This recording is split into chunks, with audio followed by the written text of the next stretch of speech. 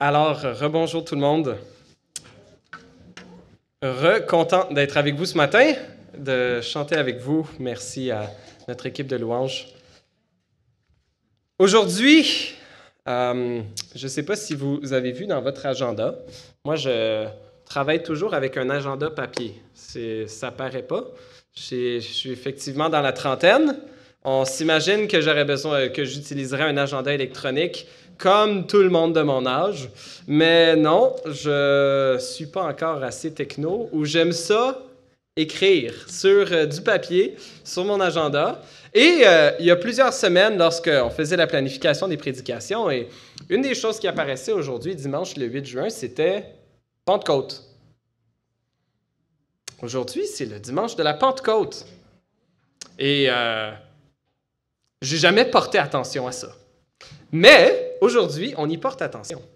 Et parce que la semaine passée, aujourd'hui et dimanche prochain, on fait une petite série où on suit le calendrier liturgique. Bon, c'est la même chose, ces 3 dimanches-là, c'est la même chose pour les catholiques et pour les protestants qui ont un calendrier liturgique, comme je le mentionnais la semaine passée.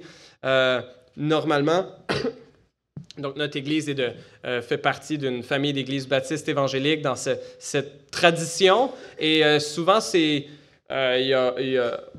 une Église qui, historiquement, un peu s'est défait de beaucoup de choses qui étaient traditionnelles, dont le calendrier liturgique, malgré que à notre Église, et c'est pas obligatoire, c'est pas quelque chose qui est mandaté par la Bible, on célèbre Noël le 25 décembre, puis on célèbre Pâques.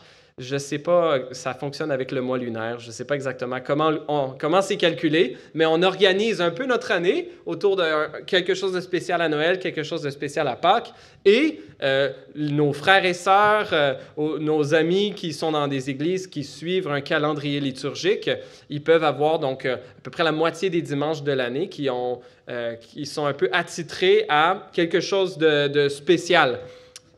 Comme aujourd'hui, le dimanche de la Pentecôte, parce que Pentecôte veut dire, oh, je ne l'ai même pas vérifié, mais je pense que ça veut dire le 50e, ou le 50e jour. Et Penta, comme Pentagone, veut dire 5, donc Pentecôte, je ne sais pas de quelle façon je vous exprime mon ignorance de mon latin ici, ou de mon grec. Mon père aime poser cette question-là. Est-ce que ma belle-sœur est ici? Non, une des premières fois qu'elle était venue chez mes parents, mon père lui avait demandé comment sont tes bases latines? Une fille de 20 ans, tu sais. Mes bases latines? Aucune? C'est quoi ça? Mes bases latines. Ça fait, si on compte le dimanche de Pâques, aujourd'hui, c'est le 50e jour depuis le dimanche de Pâques. Donc, ça fait 7 semaines, 7 x 7, 49. Mais si on compte le jour de Pâques comme tel, comme premier jour, on est aujourd'hui le 50e jour après Pâques. Et dans l'histoire de l'Église, c'était le jour où les Juifs fêtaient la Pentecôte, que Jésus a envoyé son esprit sur ses disciples. Et que c'était un événement révolutionnaire. Plusieurs théologiens disent que c'est le jour où l'Église est née. Et on va se pencher aujourd'hui, pendant les prochaines minutes, qu'est-ce qui s'est passé il y a bientôt 2000 ans, le jour de la Pentecôte, et qu'est-ce que ça veut dire pour nous? Qu'on soit croyant ou qu'on ne soit pas croyant, qu'est-ce que ça veut dire pour nous? Qu'il se soit passé quelque chose de spécial il y a bientôt 2000 ans. Donc, je vais vous inviter à ouvrir votre Bible ou sinon à écouter avec moi. On va aller dans Actes chapitre 2. On va lire ce qui s'est produit en ce jour de la Pentecôte, la première Pentecôte chrétienne, qui était la 1400, je ne sais pas combienième Pentecôte juive, ou peut-être que je me mélange dans mes dates, mais les Juifs fêtaient la Pentecôte depuis longtemps. On va en reparler un petit peu tantôt. Et c'est pour ça qu'il y avait beaucoup de gens à Jérusalem, des gens de partout. Du monde romain, des gens d'un peu partout de la Méditerranée s'étaient rassemblés à Jérusalem parce que c'était une des 3 grandes fêtes juives de l'année pour lesquelles on se rassemblait. Il y avait entre autres la fête de la Pâque Et il y avait la fête de la Pentecôte et ce qu'on appelle la fête des tentes. On va en reparler un petit peu tantôt. Mais il y avait beaucoup de monde à Jérusalem. Et la semaine passée, pour ceux d'entre vous qui ont réussi à éviter les 2 tours du tour de l'île pour être à l'église dimanche passé, on a vu qu'est-ce qui s'était passé 40 jours après la résurrection de Jésus. Et c'était le jour de l'Ascension, où Jésus s'est élevé dans le ciel et où les auteurs du Nouveau Testament nous disent que Jésus s'est assis à la droite de Dieu, où il a commencé à régner. Et de son trône, il a ensuite envoyé son esprit, environ 10 jours plus tard, le jour de la Pentecôte. Et c'est ce qu'on va regarder ensemble ce matin. On va lire presque le chapitre de Acte 2, presque au complet. Les versets exacts qu'on va lire sont affichés à l'écran ici. Donc, on va lire Acte 2, versets 1 à 24, et ensuite, on va sauter jusqu'au verset 32. Pardon. Je lis la parole de Dieu. Quand le jour de la Pentecôte arriva, ils, les disciples de Jésus, qui étaient environ 120, ils étaient tous ensemble au même endroit. Tout à coup, il vint du ciel un bruit comme celui d'un vent violent qui remplit toute la maison où ils étaient assis. Des langues qui semblaient de feu leur apparurent, séparées les unes des autres, et elles se posèrent sur chacun d'eux. Ils furent tous remplis du Saint-Esprit et se mirent à parler en d'autres langues, comme l'Esprit leur donnait de s'exprimer. Or, il y avait à Jérusalem des Juifs, hommes pieux venus de toutes les nations qui sont sous le ciel. À ce bruit, ils accoururent en foule et ils furent stupéfaits parce que chacun les entendait parler dans sa propre langue. Ils étaient remplis d'étonnement et d'admiration et ils se disaient les uns aux autres, « Ces gens qui parlent ne sont-ils pas tous Galiléens? Comment se fait-il donc que nous les entendions chacun dans notre propre langue, notre langue maternelle? Parthes, Mèdes, Élamites, habitants de la Mésopotamie, de la Judée, de la Cappadoce, du Pont, de l'Asie, de la Phrygie, de la Pamphylie, de l'Égypte, du territoire de la Libye, voisine de Cyrène, et résidents venus de Rome, juifs de naissance ou par conversion, crétois ou arabes, nous les entendons parler dans notre langue des merveilles de Dieu. Tous remplis d'étonnement et ne sachant que penser, ils se disaient les uns aux autres, « Qu'est-ce que cela veut dire? » Mais d'autres se moquaient et disaient, « Ils sont pleins de vin doux. »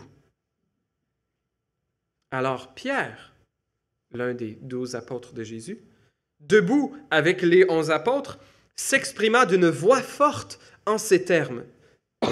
« Hommes de Judée, et vous tous qui séjournez à Jérusalem, comprenez ce qui se passe et prêtez l'oreille à mes paroles. Ces gens ne sont pas ivres, comme vous le supposez, car il est 9 heures du matin. Mais maintenant se réalise ce qu'a dit le prophète Joël.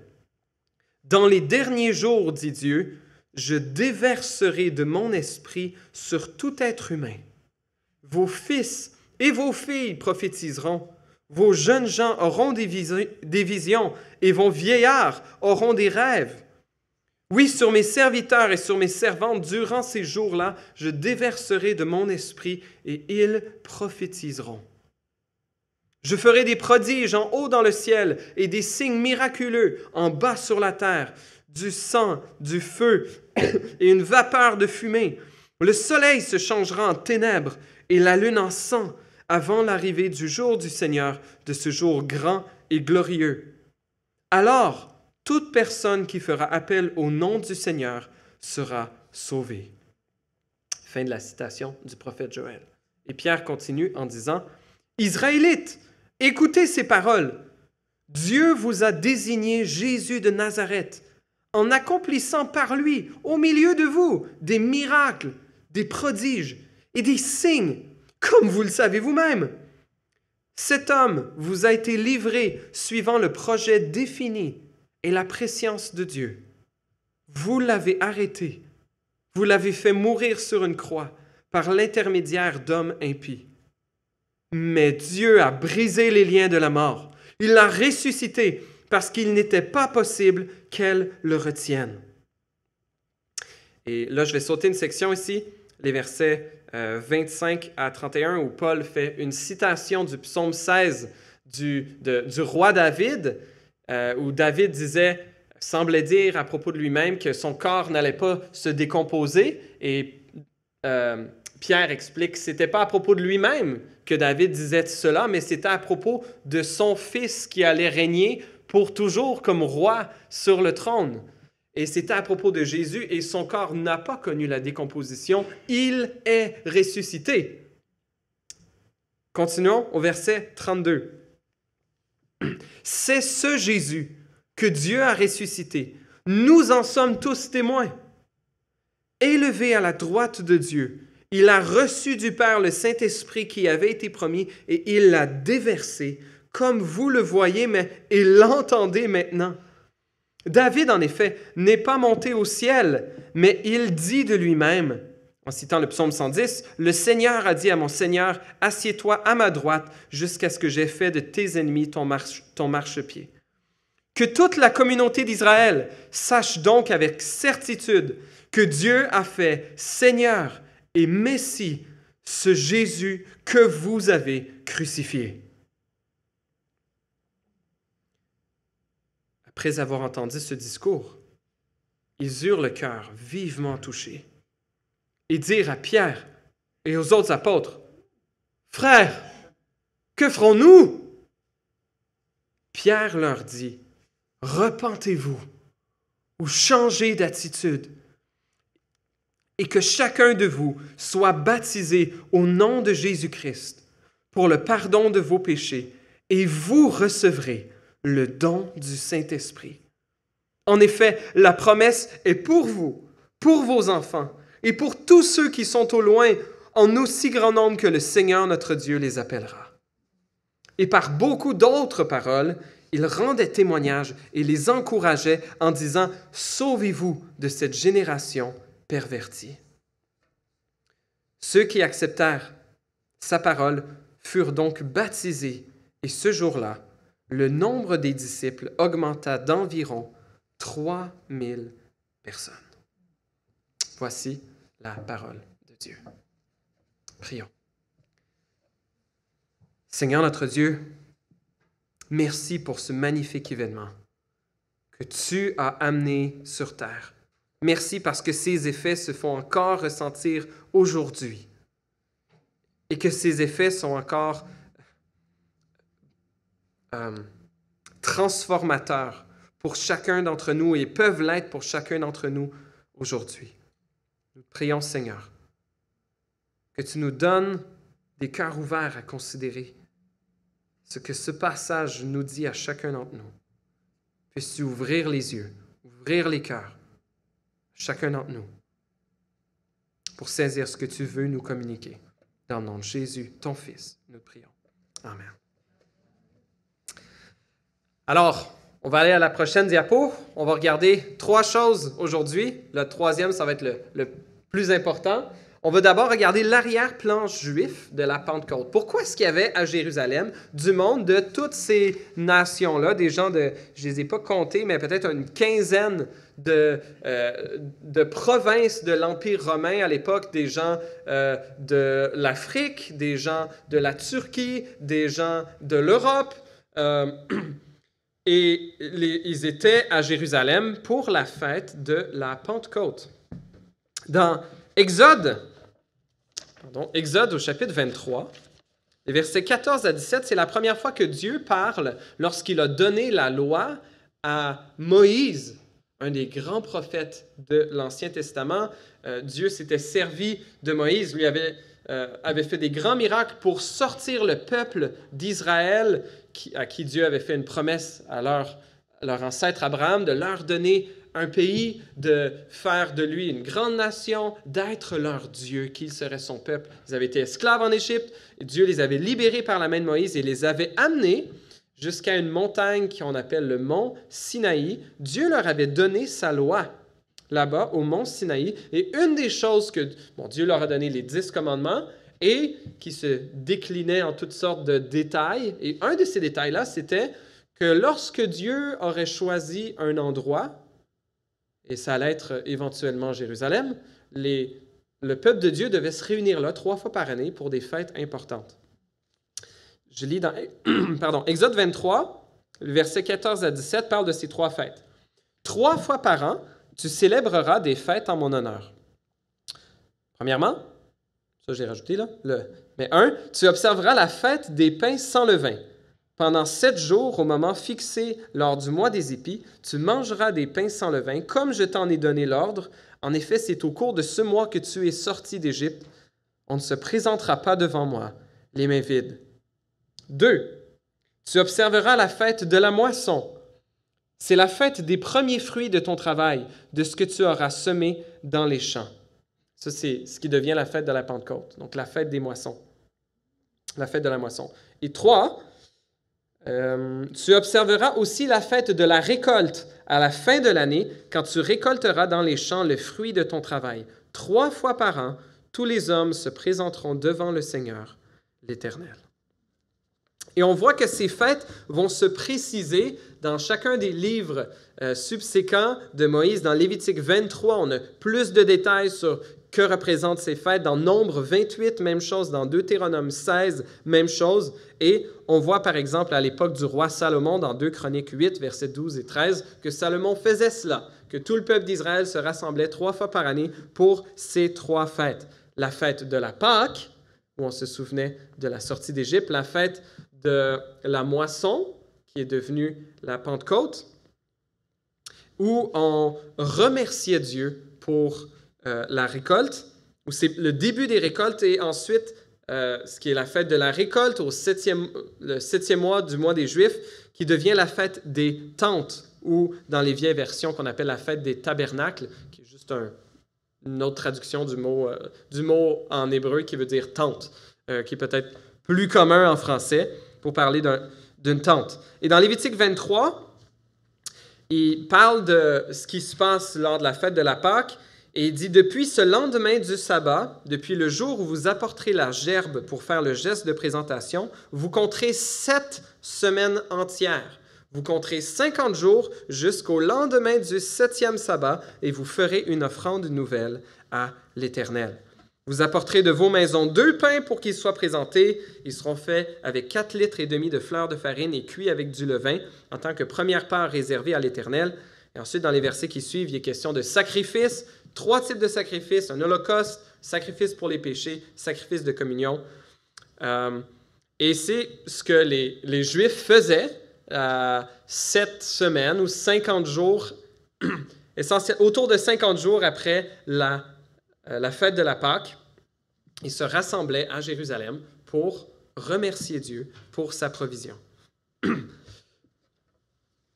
Il y a une tradition qui s'est rajoutée, par contre, entre la fin de l'écriture de l'Ancien Testament, dans les années environ 400 avant Jésus-Christ, et l'époque de Jésus, donc dans ces 400 ans, ce qu'on appelle la période intertestamentaire, la période entre les testaments, les Juifs ont commencé à associer la fête de la Pentecôte comme aussi la fête où Dieu a donné sa loi au mont Sinaï. Et les Juifs donc fêtaient, oui, le début des récoltes, mais aussi l'alliance que Dieu avait faite avec son peuple, comment il leur avait donné sa loi. Et c'est un peu ces 2 éléments de la Pentecôte juive sont en fait représentés dans ce qui s'est passé dans cette première Pentecôte chrétienne dans Acte 2. Tout d'abord, la fête de la moisson, eh bien, Jésus a parlé à plusieurs reprises de la terre étant comme un grand champ, et lui comme étant un semeur qui sème la parole de Dieu, et comme vous et moi, et les êtres humains étant comme des pousses qui allaient pousser et porter du fruit, ou bien ne jamais pousser, ne jamais répondre à sa parole. Et il y a cette métaphore des êtres humains qui viennent à Jésus comme une récolte. Et c'est ce qui s'est passé justement le jour de la Pentecôte dans Acte 2. Il y avait environ 120 disciples de Jésus et Jésus avait fait des miracles. Il avait prêché à des milliers et des milliers de personnes, probablement des dizaines de milliers de personnes avaient été influencées par son ministère ou en avaient entendu parler. Mais après la mort de Jésus et sa résurrection, il y a environ, en tout cas, il y avait 120 disciples qui avaient été témoins de ça, qui priaient, qui attendaient ce que Jésus leur avait promis, l'envoi du Saint-Esprit. Et lorsque l'Esprit a été reçu, ça a fait ce gros charivari à Jérusalem. Et Pierre a prêché, oint par l'Esprit, a prêché ce message. Et 3000 personnes sont venues à la fois. Une immense récolte. Le résultat du ministère de Jésus, le début de l'Église et le résultat de ce que Dieu avait préparé depuis des siècles via son peuple. Et cette grande récolte du premier jour de la Pentecôte est en fait que les prémices, que les premiers fruits de la grande récolte que Dieu allait amener, des gens de partout, des milliers, des millions, qui sait combien plus, des milliards, je ne sais pas, de gens qui, à travers l'histoire, se tourneraient vers Jésus et reconnaîtraient qu'il est le Seigneur et le Messie. Et aussi, donc ça, l'arrière-plan juif, on a la fête de la moisson, mais aussi le don de la loi, alors que les Juifs célébraient comment Dieu avait donné sa loi à Moïse au Sinaï il y avait 1400 quelques années, je pense. Eh bien, et c'était le début de l'alliance qu'on appelle l'alliance de Moïse, où Dieu avait fait alliance avec son peuple.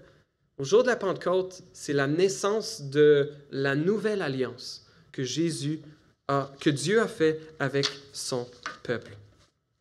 Et j'aimerais vous lire un texte que l'apôtre Pierre n'a pas cité ici, mais que d'autres apôtres dans le Nouveau Testament citent comme étant accompli en Jésus, dans Jérémie 31, et qui nous parle de la loi de Dieu, mais d'une nouvelle alliance où la loi de Dieu ne fonctionnerait plus de la même façon.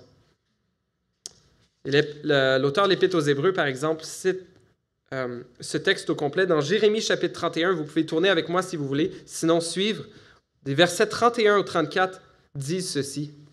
« Voici que les jours viennent, déclare l'Éternel, où je conclurai avec la communauté d'Israël et la communauté de Juda une alliance nouvelle. Elle ne sera pas comme l'alliance que j'ai conclue avec leurs ancêtres, le jour où je les ai pris par la main pour les faire sortir d'Égypte. Eux, ils ont violé mon alliance, alors que moi, j'étais leur maître, déclare l'Éternel. » Verset 33. « Mais voici l'alliance que je ferai avec la communauté d'Israël après ces jours-là, déclare l'Éternel. Je mettrai ma loi à l'intérieur d'eux. Je l'écrirai dans leur cœur. Je serai leur Dieu et ils seront mon peuple. Personne n'enseignera plus son prochain ni son frère en disant « Vous devez connaître l'Éternel !» Car tous me connaîtront, depuis le plus petit jusqu'au plus grand d'entre eux, déclare l'Éternel. En effet, je pardonnerai leurs fautes et je ne me souviendrai plus de leurs péchés. Lors de la Pentecôte, où les Juifs célébraient le don de la loi de Dieu, le don de l'alliance, c'est dans ce même contexte-là que Jésus a envoyé son Esprit pour instaurer finalement la nouvelle alliance où la loi de Dieu ne serait plus que sur des tables de pierre, mais elle serait écrite sur des cœurs, comme dit-il, des cœurs. Je ne pense pas que c'est ici que Jérémie l'a dit, mais peut-être qu'on va le voir tantôt, que la loi de Dieu va être écrite sur nos cœurs, grâce à l'Esprit de Dieu.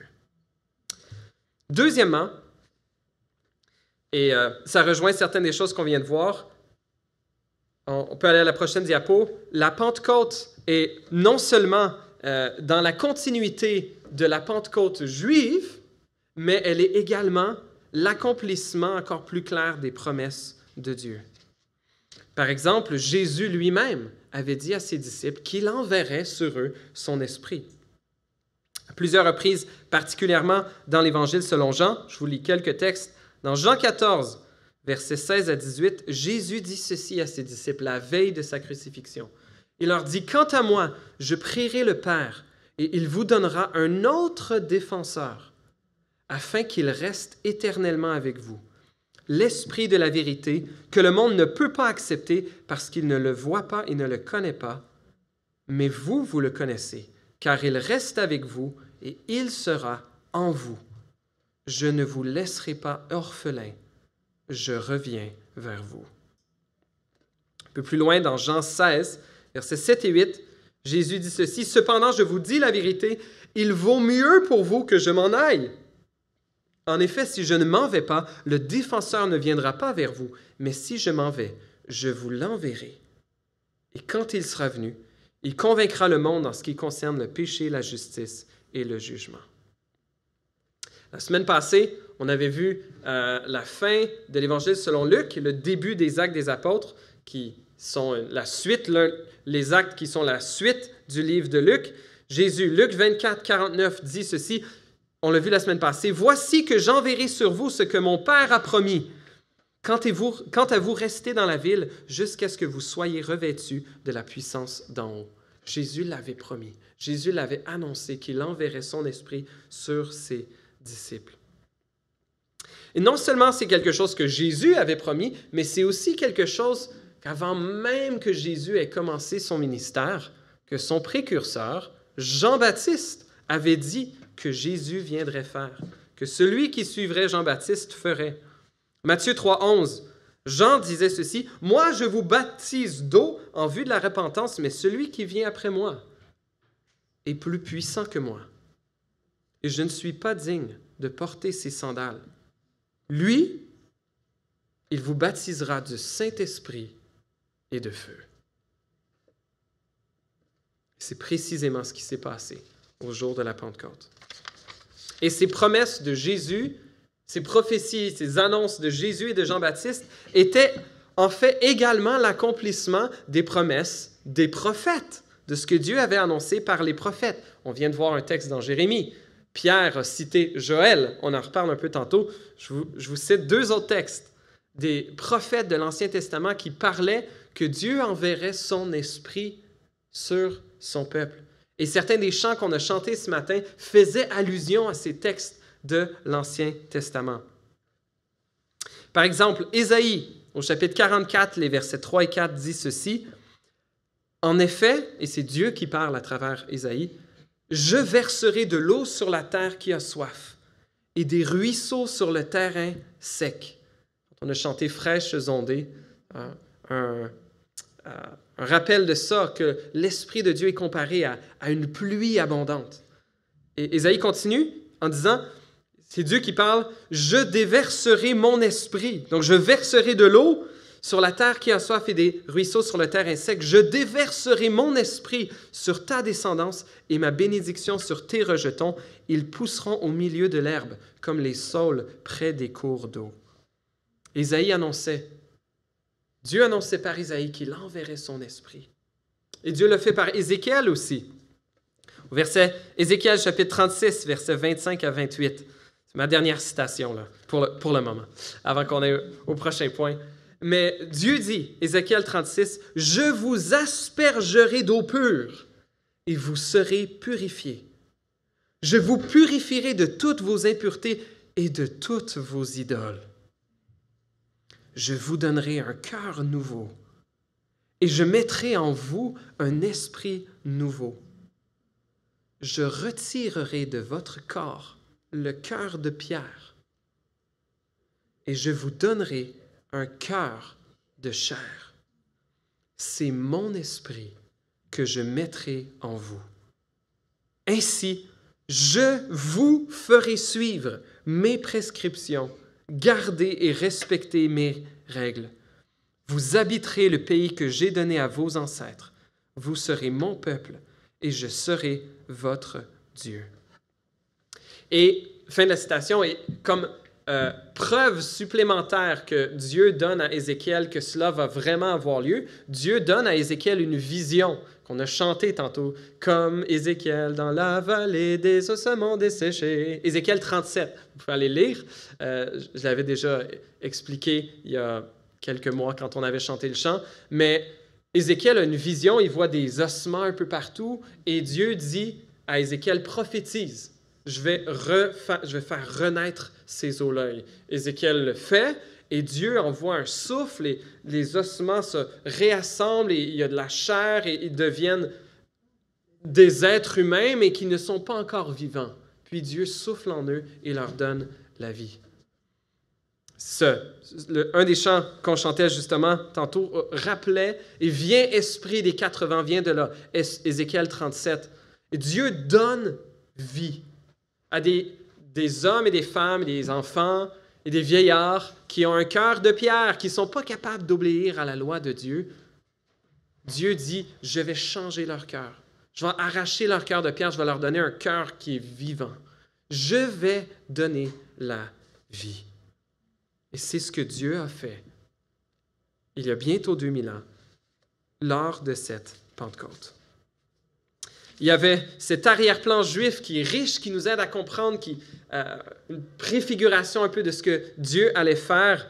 On voit que c'était l'accomplissement des promesses de Dieu, que Jésus l'avait annoncé, que Jean-Baptiste l'avait annoncé, que plusieurs prophètes avaient annoncé que Dieu enverrait son esprit. Alors maintenant, qu'en est-il? Quels sont pour nous, on peut aller à la prochaine diapo, les bénéfices? Et j'ai identifié 5 bénéfices pour nous aujourd'hui de la Pentecôte. Et on n'aura peut-être pas, ou probablement pas, cette expérience d'entendre ce grand vent qui va rentrer aujourd'hui et de voir des langues de feu et qu'on se mette à parler en toutes sortes de langues qu'on n'a jamais apprises. Mais Dieu s'est servi de cet événement. Et on va regarder 5 bénéfices de la Pentecôte. Et le premier, c'est que le Saint-Esprit vient révéler Jésus-Christ. Premier bénéfice de la Pentecôte, c'est que le Saint-Esprit vient révéler Jésus-Christ. Lorsque les Juifs rassemblés d'un peu partout ont entendu ce bruit, ont vu les disciples de Jésus qui étaient pas mal tous de la Galilée, des gens qui étaient réputés pour être pas vraiment instruits, et que là, ils parlent dans toutes sortes de langues. Je les comprends dans ma langue. Comment ça, ils parlent le libyen? Comment ça, ils parlent l'arabe, l'égyptien, le parthe, ou je ne sais pas quelles étaient les langues à l'époque que ces gens-là parlaient. Mais Pierre a pris le podium et leur a expliqué. Et ce miracle, le but de ce miracle, c'était de révéler Jésus-Christ, le Sauveur du monde, venu mourir pour des pécheurs, et que Dieu a ressuscité des morts, triomphant de la mort et du péché, et de Satan et de l'enfer. Dans Jean 14, versets 25 et 26, un autre texte où Jésus annonce la venue du Saint-Esprit et dit: le défenseur, l'Esprit Saint que le Père enverra à mon nom, vous enseignera toutes choses et vous rappellera tout ce que je vous ai dit. Le Saint-Esprit agissait pour rappeler les paroles de Jésus et enseigner à propos de Jésus.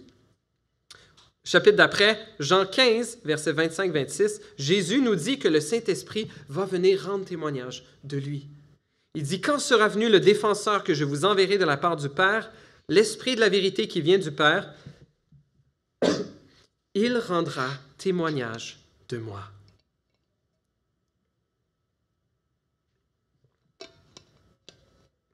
Le premier rôle du Saint-Esprit n'est pas d'attirer les projecteurs sur lui-même, mais c'est de pointer le projecteur sur Jésus. Car c'est par la foi en Jésus que vient la réconciliation avec Dieu, le pardon de toutes nos fautes et une nouvelle vie qui sera éternelle. Un deuxième bénéfice de la Pentecôte, c'est que le Saint-Esprit est donné pour habiter en tous ceux qui croient. Et ça, c'est quelque chose de différent de l'Ancien Testament.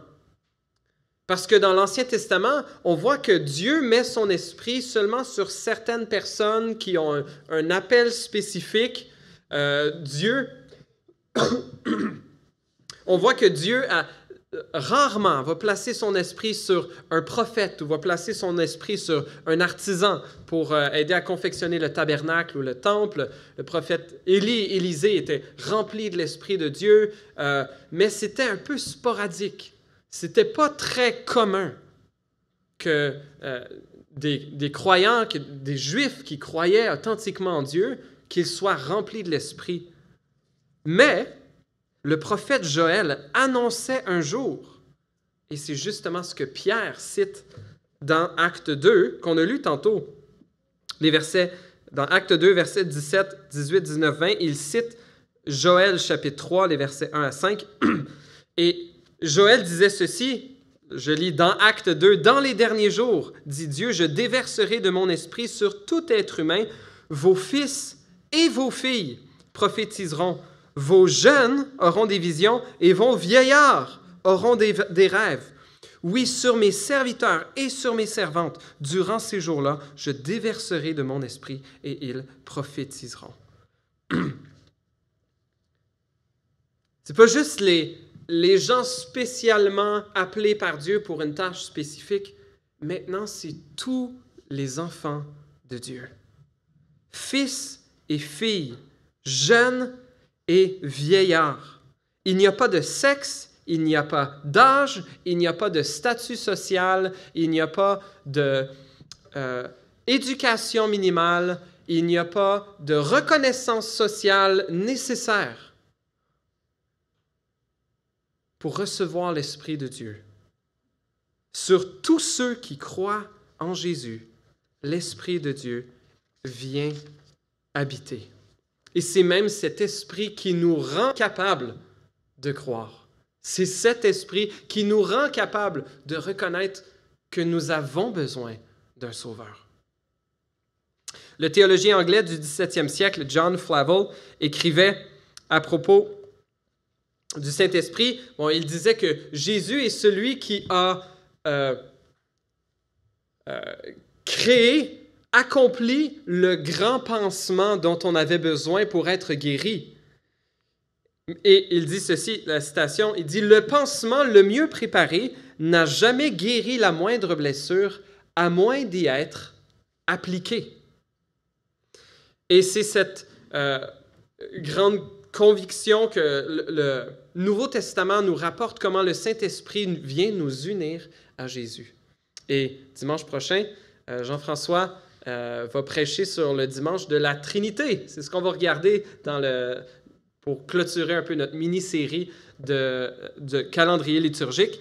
Mais une des choses qu'on voit, une des choses qui distingue les trois membres de la Trinité, de la triunité divine, c'est le rôle que chacun d'entre eux joue dans le salut. Dieu le Père a planifié éternellement le salut. Le Fils est celui qui l'a accompli en venant mourir et ressusciter pour nous. Et le Saint-Esprit est celui qui vient appliquer sur nous ce salut. De sorte que Jésus demeure par son Esprit chez chacun et chacune qui place sa foi en lui. Nous ne sommes plus jamais seuls si nous avons Jésus pour maître. Et il a dit les dernières paroles dans l'Évangile selon Matthieu, un verset qui est tellement d'un grand réconfort pour nous. Et voici, dit Jésus, je suis avec vous tous les jours jusqu'à la fin du monde.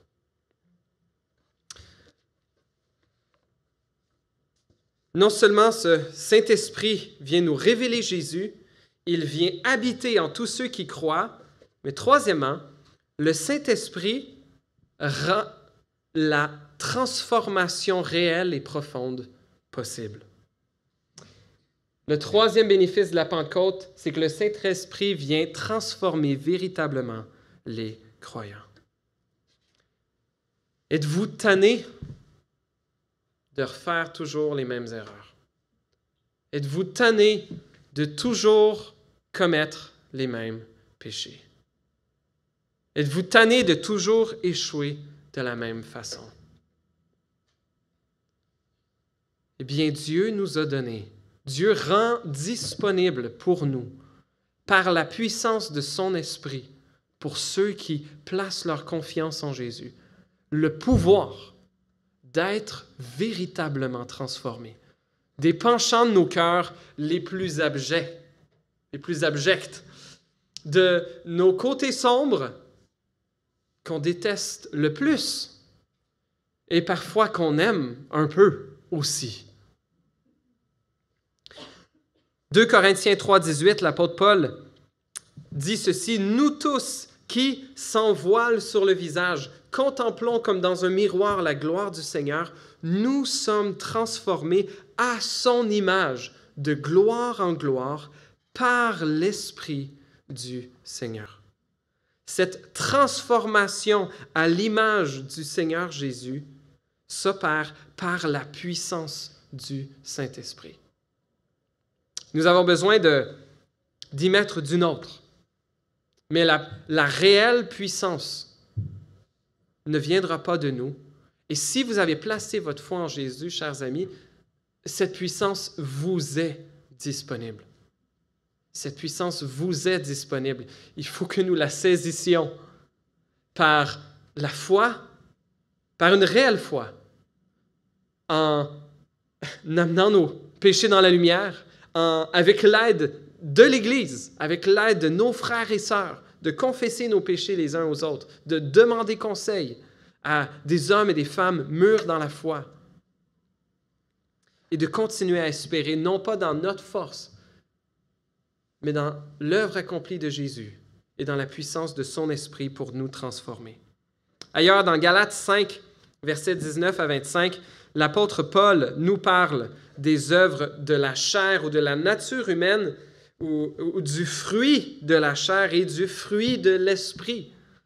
Plusieurs ont mémorisé les versets 22 qui parlent du fruit de l'esprit, mais l'apôtre Paul, dans les versets 19 à 21 dans Galates 5, parle du fruit de la chair ou des œuvres de la nature humaine qui sont évidentes. Et il y a toute une liste de péchés envers Dieu, envers les autres, un peu envers nous-mêmes. Et l'apôtre Paul continue au verset 22 en disant « Mais le fruit de l'esprit, c'est l'amour, la joie, la paix, la patience, la bonté, la bienveillance, la foi, la douceur, la maîtrise de soi. Contre de telles attitudes, il n'y a pas de loi. » Si tu as placé ta foi en Jésus, tu as l'Esprit de Christ en toi. Il t'a donné la capacité de dire oui. Ce n'est pas de dire qu'on pourra être rendu parfait sur terre. C'est comme cet oignon qu'on a besoin d'éplucher. Et Dieu va nous donner la force d'éplucher une couche de plus de l'oignon. Et il y en aura d'autres en dessous. Mais par la force de Dieu, par la grâce de Dieu, par l'aide de son Église, il nous aide à arracher ces plures-là. Et au jour du retour de Jésus, gloire à Dieu, on va se rendre jusqu'au fond. On va se rendre jusqu'au fond et il n'y en aura plus de péché en nous, ni autour de nous. Et peut-être que vous entendez ces promesses, peut-être qu'elles vous semblent irréelles. Peut-être que vous êtes conscient, ou en tout cas chacun d'entre nous a besoin de venir à un moment dans notre vie où on est conscient, comme l'apôtre Pierre l'a mentionné aux Juifs, qu'ils ont crucifié Jésus. Chacun d'entre nous doit venir à la réalisation que nos péchés, que notre rébellion envers Dieu, que notre ingratitude, que notre désir de faire à notre tête a contribué à faire mourir le Fils de Dieu, innocent, et que ce sont nos péchés qui l'ont cloué au bois. Et peut-être comme comme plusieurs de ceux qui étaient présents à Jérusalem, dans Acte 2, vous vous dites, eh bien, que ferons-nous? Que ferons-nous? Comment puis-je être transformé de cette mauvaise nature, de cette incapacité à faire le bien? Comment puis-je être lavé de ma culpabilité et de ma honte? Comment puis-je goûter à cette nouvelle vie que Dieu nous offre? Pierre le mentionne au verset 38, dans Acte 2, qu'on a lu tantôt. Il dit « Repentez-vous » ou « Changez d'attitude » et que chacun de vous soit baptisé au nom de Jésus-Christ pour le pardon de vos péchés et vous recevrez le don du Saint-Esprit. Il faut être prêt à se détourner de nos fautes ou de notre idée qu'on peut mériter la faveur de Dieu par nous-mêmes. Il faut venir à cette réalisation, à cette tristesse de prendre conscience que nous avons crucifié le Messie, le Fils de Dieu. Jésus nous invite simplement à croire en lui. Et il vous invite aujourd'hui, croyez en moi, venez à moi. Vous savez-vous, vous reconnaissez-vous comme étant souillé, comme étant impur, comme ayant besoin du pardon de Dieu? Eh bien, alors vous qualifiez. Vous qualifiez parce qu'il faut le reconnaître. Il faut reconnaître notre besoin d'être lavé et notre incapacité à le faire par nous-mêmes. Repentez-vous et soyez baptisés, nous dit Pierre. En regardant un peu l'ensemble du Nouveau Testament, on comprend que ce n'est pas ce baptême comme tel qui sauve, mais c'est le fait de se repentir et de placer notre foi en Jésus. C'est cette foi qui sauve, mais cette foi-là, une de ces démonstrations, un des fruits de cette foi doit être le fait de se faire baptiser. Le fait d'être plongé dans l'eau, et c'est le sens du terme baptisé, d'être immergé, d'être plongé dans l'eau comme une association, une démonstration publique de notre repentance et que Jésus est Seigneur et Maître dans notre vie. Si Jésus est le Maître de ta vie, si tu as fait ce pas, ou si tu ne l'as pas fait, je t'invite à le faire. Et si tu l'as fait, mais tu n'as pas encore été baptisé par immersion, eh bien, venez me voir, un des responsables de l'Église. On espère organiser des baptêmes dans les prochains mois. Et il y a l'occasion pour vous de démontrer publiquement votre désir de suivre Jésus comme votre Maître. Quatrième bénéfice ou bénédiction de la Pentecôte, c'est l'ouverture du peuple de Dieu à toutes les nations. Il y a deux textes dans la Bible qui parlent un peu plus de langues. Il y a ce texte-ci dans Acte 2 où il est question de différentes langues, et il y a aussi Genèse 11. Un jour où tous les hommes de la terre, nous dit l'auteur de Genèse, se sont rassemblés pour bâtir une grande tour pour rejoindre le ciel et montrer qu'ils étaient eux-mêmes Dieu. Dieu, voyant leur orgueil et leur rébellion, a confondu les nations, les a fait parler une panoplie de langues différentes de sorte qu'ils n'étaient plus capables de se comprendre et le projet a été avorté. Et cette tour à Babel donc n'a pas pu être terminée et Dieu a dispersé ainsi les nations sur la terre, comme il avait dit à Noé et ses fils de remplir la terre, et ce que les hommes et les femmes à l'époque n'avaient pas fait, eh bien là, ils l'ont fait. Mais Acte 2, et plusieurs théologiens soulignent ceci, c'est que Dieu pardonne la rébellion et il utilise les langues variées du monde pour amener des gens ensemble.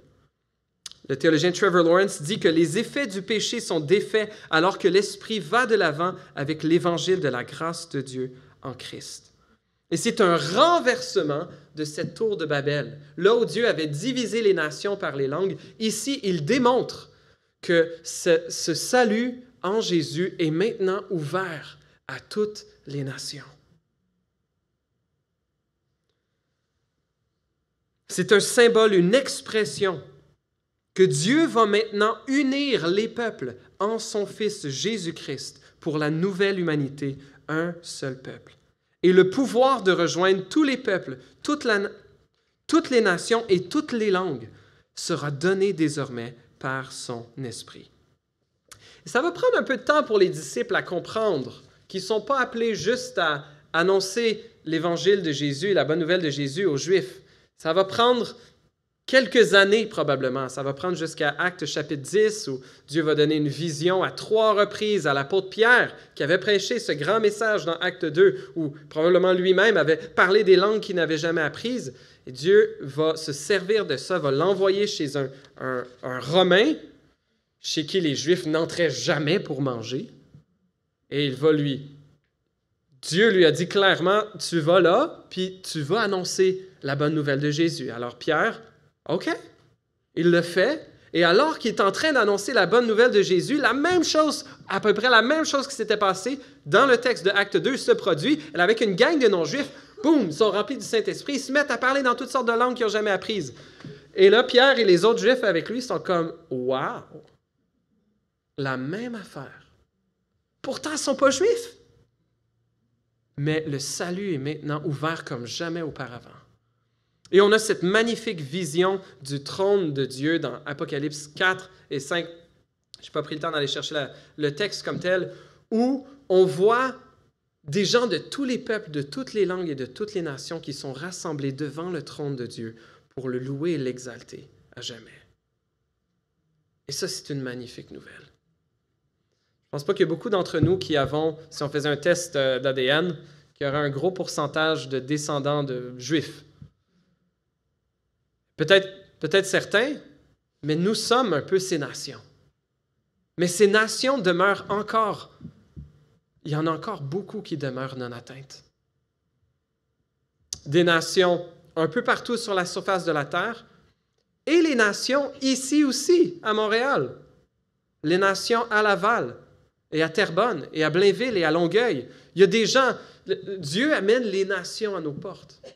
Beaucoup de gens qui, dans leur pays, parfois, annoncer l'Évangile ou devenir chrétien peut être passible d'emprisonnement ou peut être passible de reniement de leur famille ou même d'être mis à mort par leur famille. Bien, nous avons cette occasion de partager l'Évangile aux nations en soutenant des missionnaires à l'international, en soutenant la traduction biblique dans le maximum de langues possibles. Et c'est une œuvre que les chrétiens accomplissent depuis 2000 ans, mais qui n'est pas terminée. Le travail n'est pas terminé. Et cinquièmement, le Saint-Esprit est donné au peuple de Dieu pour équiper puissamment les disciples de Jésus pour le témoignage. Comme l'apôtre Pierre a été rempli de l'Esprit pour prêcher ce incroyable sermon, et bon, ça nous a pris 5 minutes de le lire, probablement qu'il a dû prêcher plus que 5 minutes, mais il y a eu un réveil incroyable à Jérusalem ce jour-là et dans les semaines et les mois qui ont suivi. Mais nous avons tous maintenant cet appel à être porteurs de la parole de Dieu. Et dans Acte 1, verset 8, dans les minutes probablement qui ont précédé l'ascension de Jésus au ciel, il leur a dit ceci, « Mais vous recevrez une puissance lorsque le Saint-Esprit viendra sur vous, et vous serez mes témoins à Jérusalem, dans toute la Judée, dans la Samarie et jusqu'aux extrémités de la terre. » Jésus avait dit dans Jean 15, verset 25, « Quand le Saint-Esprit sera venu, il rendra témoignage de moi. » Il dit Jean 15, 27, « Et vous aussi, vous me rendrez témoignage. » Et c'est notre appel. Chers amis, si vous avez placé votre foi en Jésus, et si aujourd'hui est le jour que vous l'avez fait, ou bien si c'est quelque chose que vous avez fait il y a 50, 60, 70 ans ou plus, eh bien, cette mission n'est pas terminée. Cet évangile doit encore rejoindre les nations ici et les nations au loin. Et plusieurs églises même structurent leur vision missionnaire en ayant un désir basé sur Acte 1.8 qu'ils soutiennent un peu comme notre Jérusalem. On soutient, et c'est notre travail d'annoncer la bonne nouvelle de Jésus dans notre Jérusalem. Mais il y a aussi la Samarie, ou dans toute la Judée, ce qui entoure la Jérusalem. Voyons, dans la Samarie, la section ou un pays ou une province d'à côté, et jusqu'aux extrémités de la terre. Le travail n'est pas terminé. Mais toute la puissance a été donnée. Jésus a donné son esprit. Et c'est un immense bénéfice pour nous. Le Saint-Esprit est venu révéler Jésus, habiter tous ceux qui croient en lui. Il est venu transformer véritablement les croyants, ouvrir le salut à toutes les nations et équiper puissamment les disciples de Jésus pour le témoignage. Ça vaut la peine d'être célébré, ça vaut la peine d'être vécu, et prions ensemble. Seigneur notre Dieu, cette œuvre est impossible, nous est impossible si ce n'est par la puissance de ton esprit. Seigneur, ouvre les yeux, ouvre nos yeux, ici, dans nos milieux de travail, dans nos familles, dans notre voisinage, et au loin, Seigneur, ouvre les yeux pour révéler Jésus par la puissance de ton esprit. Merci, Seigneur, de nous avoir unis à toi en plaçant en tous ceux qui croient en Jésus ton esprit, ô Père. Viens nous transformer par celui-ci. Viens nous rendre de plus en plus semblables à Jésus. Et merci pour cette ouverture à toutes les nations depuis le jour de la Pentecôte. Seigneur, aide-nous à ne pas être lâches.